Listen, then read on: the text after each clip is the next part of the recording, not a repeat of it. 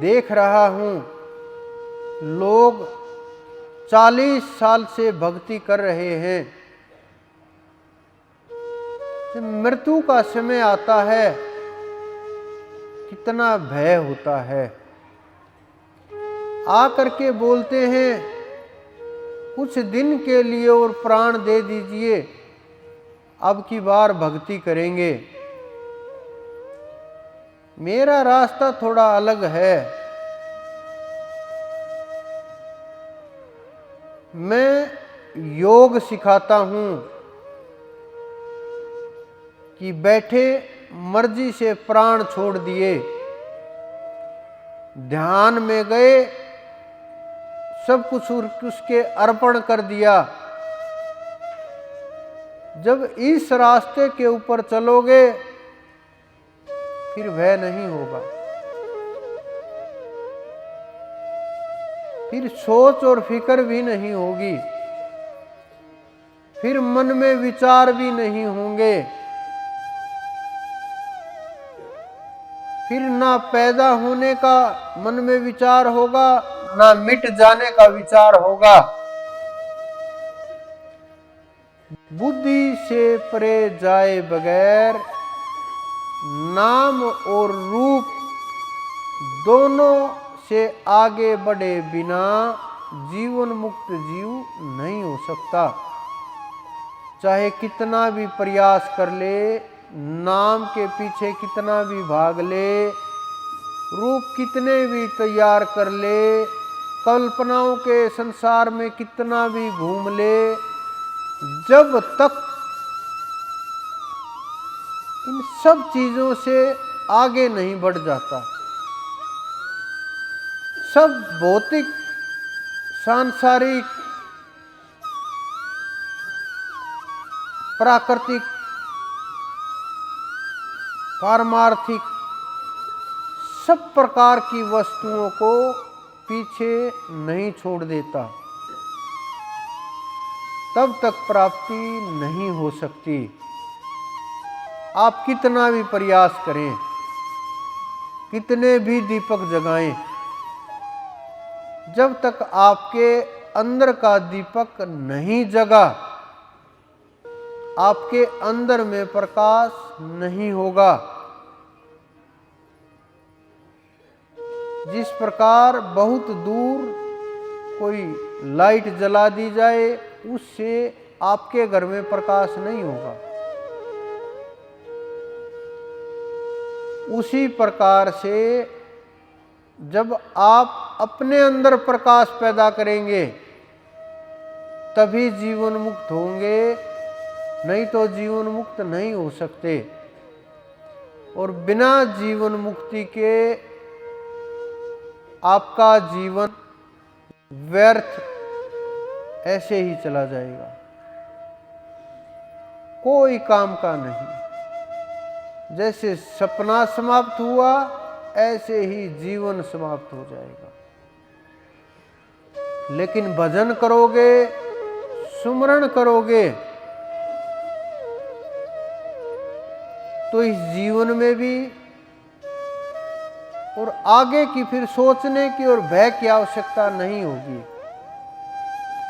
क्योंकि फिर शरीर छोड़ने में कष्ट भी नहीं आएगा, डर भी नहीं लगेगा, इस शरीर से मोह भी नहीं रहेगा, प्रेम भी नहीं होगा, इससे ज्यादा हम जुड़ेंगे भी नहीं,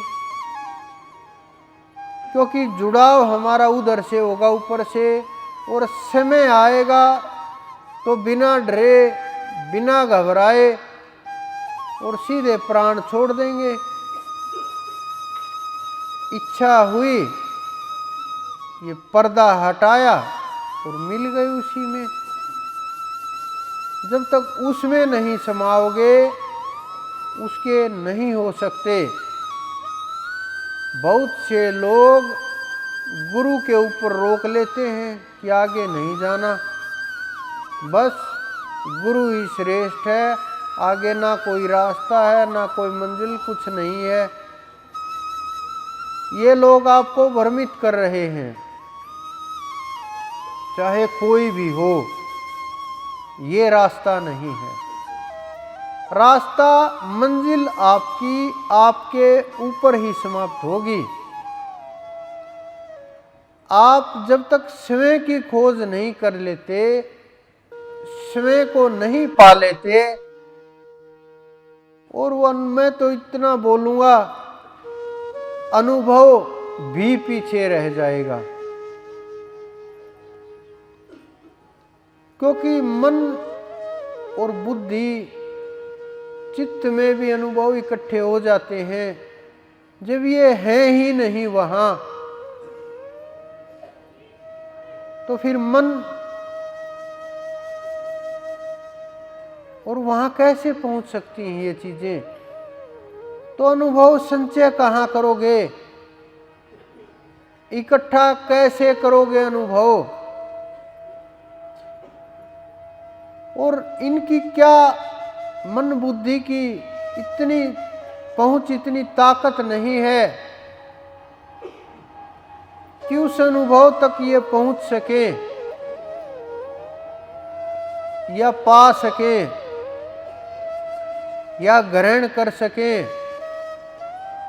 ये जहां तक पहुंचती हैं, अनुभव का वर्णन वहीं तक होता है, वहीं तक ही चलता है जहां तक इनकी पहुंच होती है। उससे आगे आप स्वयं होते हो, बस अनुभव भी पीछे रह जाता है। मैं उस स्थिति की बात कर रहा हूं। वही मोक्ष हो सकता है। उसके बिना कोई कहे विष्णु जी के दर्शन कर लेना मोक्ष हो जाएगा, समझ लेना बेवकूफ बनाने की पूरी तैयारी कर ली है इस आदमी ने। कोई बोले राम के लोक में मुक्त हो जाओगे, कृष्ण के लोक में मुक्त हो जाओगे, माँ जगदम्बा के दर्शन होंगे, मुक्त हो जाओगे, समझ लेना ये वहाँ की गाड़ी नहीं है जहाँ आपको जाना है, और इसके पास वहाँ की टिकट नहीं है जो आपको वहाँ तक ले करके जाएगी। और मोक्ष नहीं हो सकता। और समझ जाना कि इसके पास, बेचारे के पास अपनी दुकान में कुछ नहीं है आपको देने के लिए। यह बस सांसारिक पदार्थ बेच रहा है, और सांसारिक पदार्थों की आवश्यकता आध्यात्मिक लोगों को नहीं होती, धार्मिक लोगों को होती है, आध्यात्मिक लोगों को कम होती है। तो आप आध्यात्मिक बनो, खोजी बनो, सवाल करना सीखो, तर्क करना सीखो, जवाब देना सीखो, लोगों को समझाओ आध्यात्म क्या होता है, धर्म और आध्यात्म में क्या फर्क होता है। जब लोगों को पता चलेगा कि कैसे कैसे लोग मूर्ख बना रहे हैं और कैसे बेवकूफ बना करके जीवन के साथ नहीं, जन्म के साथ खेल रहे हैं, कैसे उद्धार होगा ऐसे लोगों का? बड़ा मुश्किल है।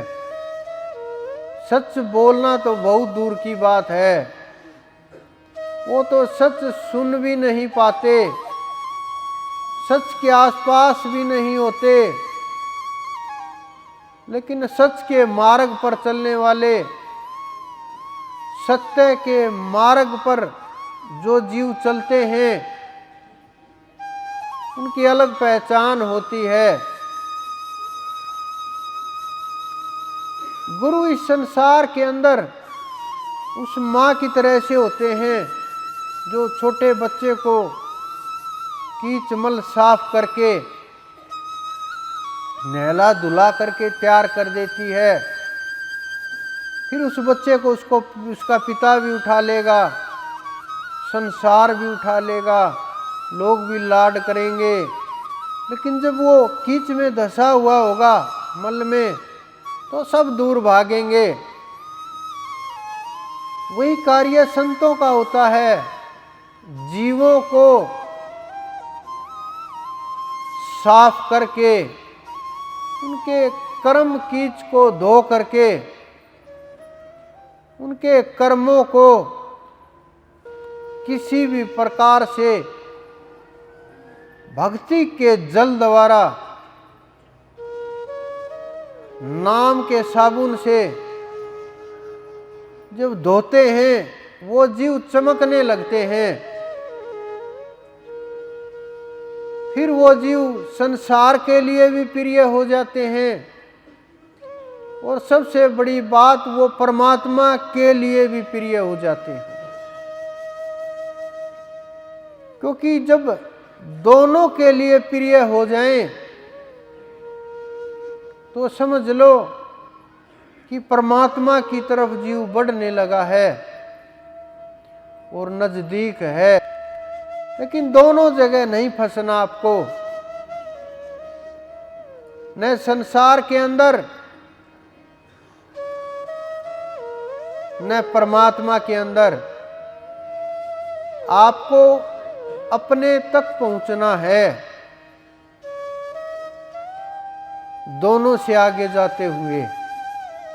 अपने तक जब आप पहुंच जाओगे, खोज पूरी हो जाएगी, और खोज पूरी होने के बाद ना आपका जन्म होगा, ना आपकी मृत्यु होगी, ना कोई मारने वाला होगा, ना कोई शत्रु दिखाई देगा, ना मित्र दिखाई देगा, ना प्रेमी रहेगा, ना संसार रहेगा, ना परिवार रहेगा, ना कुछ भी बचेगा। और सब कुछ होते हुए भी ये नहीं कि ये चीज़ें समाप्त हो जाएंगी, बिल्कुल भी नहीं, ये चीज़ें साथ होंगी। लेकिन आप इन चीज़ों के साथ नहीं होगे।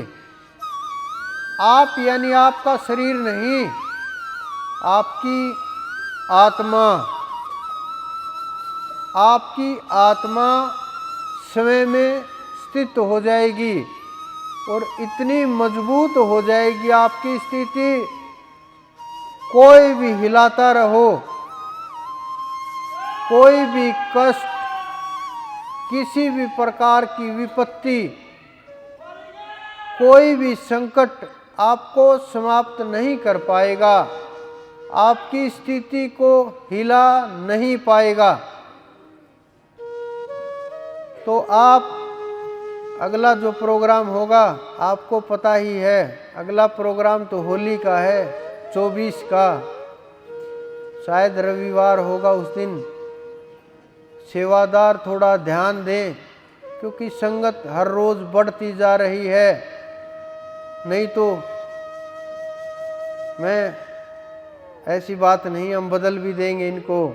नए सेवादार काफ़ी आ रहे हैं, तो आप अपनी जो जिम्मेवारियां लगाई गई हैं समय के ऊपर पहुँचे।